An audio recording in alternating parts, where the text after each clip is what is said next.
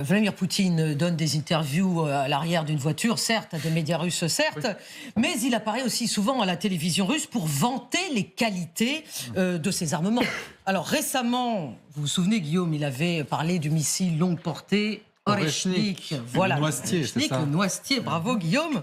Un missile de longue portée hypersonique qu'il a testé en Ukraine, d'ailleurs qu'on n'a pas beaucoup revu depuis. Mais aussi, souvenez-vous, à plusieurs reprises, il a parlé du Sarmat, un missile balistique intercontinental qui n'est toujours pas mis en service. Alors pourquoi ce missile n'est toujours pas mis en service? Eh bien, on apprend que ça serait parce que les spécialistes clés de cette technologie, qui possèdent cette technologie du Sarmat, sont ukrainiens. Ils sont ukrainiens. Et évidemment, l'Ukraine, il n'y a plus de collaboration avec l'Ukraine, entre autres sur ce missile, depuis 2014. La collaboration sur ce sujet est interrompue. On sait pourquoi depuis 2014. On se demande pourquoi, oui. Oui, Michel Goya. Mais donc, effectivement, c'est possible que donc la Russie ne dispose pas entièrement de la technologie pour pouvoir utiliser ce missile. Ça la fait mal quand même. Oui, bien sûr. Alors, mais pourquoi? Alors, le Sarmat, c'est un missile très particulier. Alors, d'abord, c'est un projet de missile. Hein. Oui, voilà. C'est un projet. On est sûr que c'est un projet qui est littéralement apte à être utilisé. RS-28, 5e génération, n'est-ce pas? Oui, voilà. On a la fiche technique à l'écran. En termes OTAN, c'est le SSX-30. C'est un missile intercontinental, balistique. C'est l'aristocratie des missiles. Hein, c'est ce qu'il y a de plus gros. Mais dans cette catégorie, vous avez en gros deux types de missiles. Ceux qui sont avec de la propulsion à poudre, c'est-à-dire qu'ils avaient de la poudre qui est à l'intérieur du missile. Vous mettez le feu au missile, si vous voulez, et ça part tout de suite. Ouais. Ça, c'est nos missiles. Nos missiles, les M51 qu'il y a sur nos sous-marins, sont de ce type.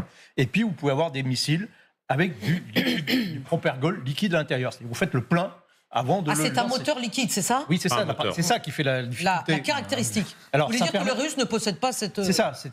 Ça permet, le liquide, ça permet d'avoir quelque chose qui est beaucoup plus puissant, en réalité.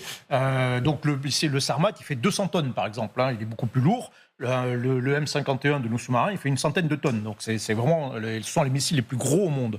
Mais ils sont avec du carburant, ça permet d'aller beaucoup plus loin. Il est censé porter à 18 000 km. À 18 000 km, vous pouvez taper pratiquement partout dans le monde. Et ça permet d'avoir des charges très lourdes. Il peut porter 15 têtes, c'est le maximum possible. Et il est destiné à être le successeur du SS-18, qui avait un peu les mêmes caractéristiques, mais qui est ancien, et qui avait été fabriqué où? À Dnipro, le SS-18. Il a été fabriqué par des Ukrainiens. Et c'est les Ukrainiens qui possèdent cette technologie, notamment du carburant liquide. Et c'était surtout parce que c'est très compliqué. Donc on est bien d'accord, Michel Goya, que les Russes ne possèdent pas cette technologie des moteurs liquides. Exactement. C'est pour ça qu'il y en a plusieurs qui ont explosé. Notamment, le dernier, je crois que c'était au remplissage, effectivement. Oui, il y a eu des essais ratés, absolument. Ils ont détruit le silo, etc.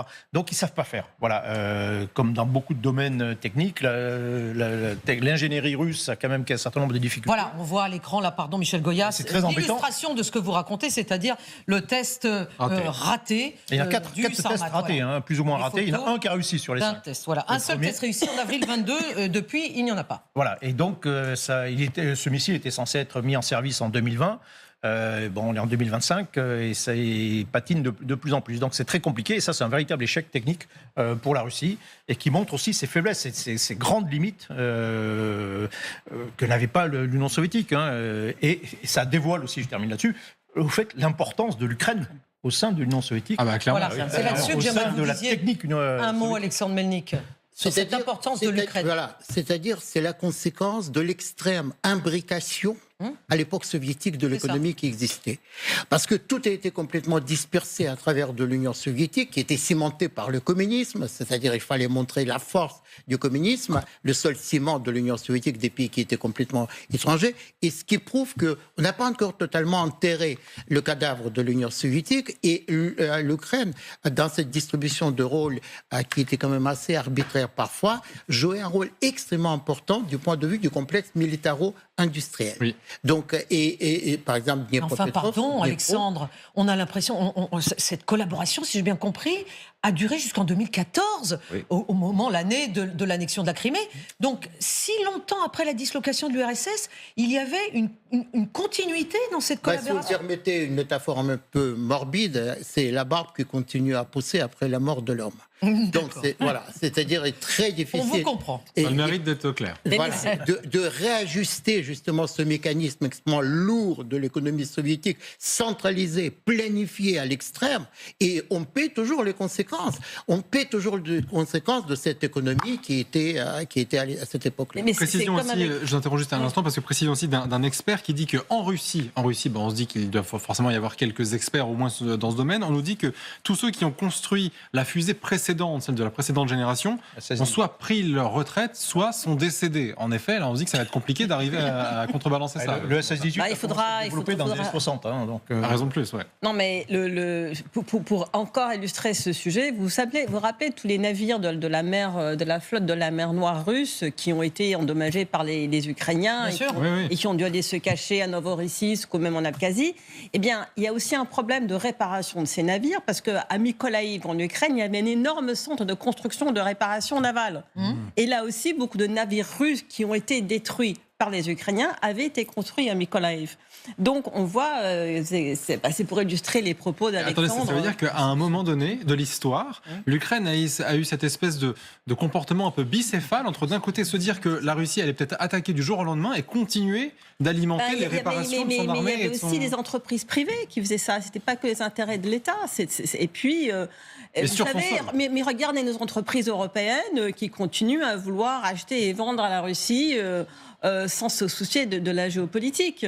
Et donc, souvent, il faut que la guerre éclate, il faut que les bombes commencent à tomber pour que les comportements changent.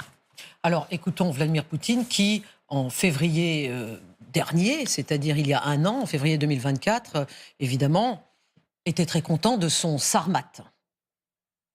Les planeurs hypersoniques avant-garde, équipés de missiles balistiques intercontinentaux et de systèmes laser Pevrest, sont prêts pour le combat. Les forces russes disposent désormais des premiers missiles balistiques intercontinentaux lourds Sarmat produits en série. Nous les présenterons bientôt au combat dans certaines zones de déploiement. Elisabeth Shepard-Selam, là on a droit effectivement à une espèce de wishful thinking, pardon de le dire en anglais. Très bien prononcé. Pieux. J'ai fait un effort. Et vous savez que j'y tiens particulièrement. Voilà, absolument. Et comme moi, quand vous parlez en russe, ces vœux pieux de Vladimir Poutine.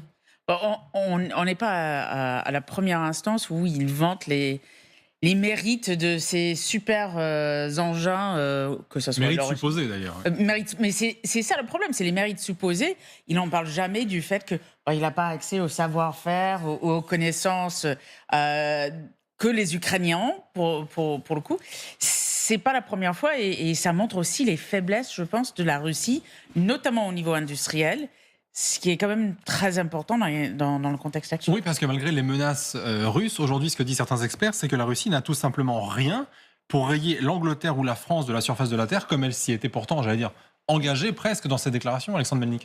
C'est-à-dire, c'est toujours la même problématique, c'est-à-dire la Russie bombe le torse. C'est-à-dire, il n'y a rien derrière. Voilà, c'est ça, tout à fait. C'est quelque sorte cette métaphore, encore une fois, avec le village Potemkin me paraît tout à fait justifiable dans ce cas-là. C'est-à-dire, ce sont les missiles qui étaient censés relier Londres, je rappelle la déclaration officielle du Kremlin, en 6 minutes.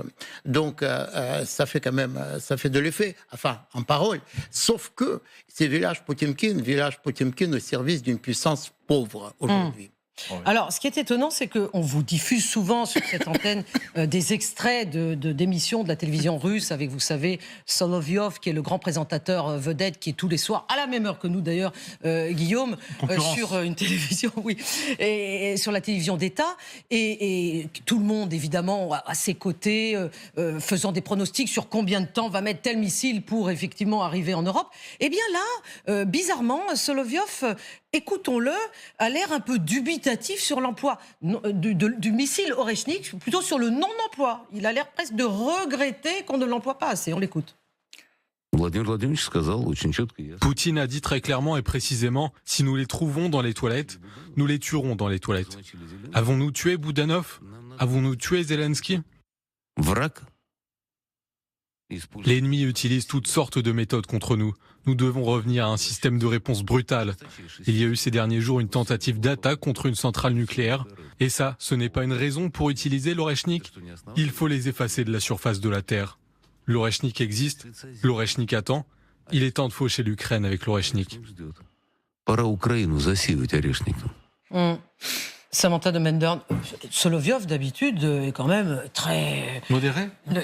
élogieux par rapport à tout l'arsenal russe. Là, on a l'impression qu'il y aurait une petite pointe de critique. Non, mais c'est pas la première fois qu'on l'entend critiquer. Je me rappelle d'autres reprises depuis le début de la guerre, surtout à l'époque de Prigojine d'ailleurs, où il critiquait un petit peu le manque d'avancement du gouvernement russe, où il critique le fait que le gouvernement russe n'est pas assez agressif. Oui, c'est toujours pour être plus belliciste, Oui, de toute façon. C'est jamais pour être dans l'autre sens. Plus belliciste. Donc non, moi, ça ne m'étonne pas trop. Mais tout ça, ça fait partie de l'arsenal de la propagande russe pour nous faire peur, pour que nous en parlions.